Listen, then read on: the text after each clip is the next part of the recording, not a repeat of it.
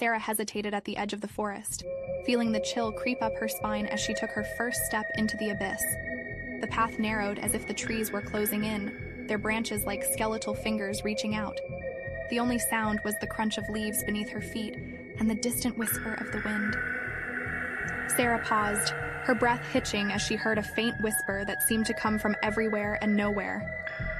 "Who's there?" she called, her voice trembling. The whispers grew, undulating through the air, carrying words she couldn't quite understand but felt deep in her bones. Each step she took felt heavier, as if the forest itself was urging her to turn back. The whispers turned into voices, weaving tales of sorrow and loss. Sarah squinted into the pale light, where translucent figures danced at the edge of her sight. "Help us." They seemed to plead, their voices a haunting melody.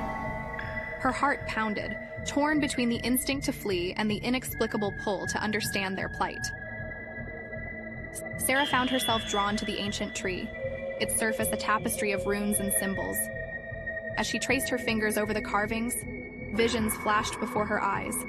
A village lost to time, a pact made in desperation, and a curse that bound the souls to the forest.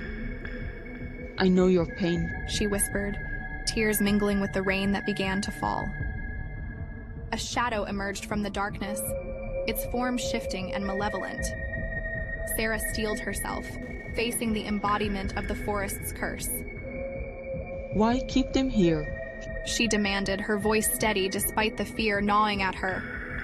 The figure loomed closer, a voice like gravel replying, "They are mine to guard, mine to keep." As the first rays of dawn pierced the canopy, the forest seemed to sigh, releasing its hold on her. Sarah felt the weight lift from her shoulders, the whispers receding into silence.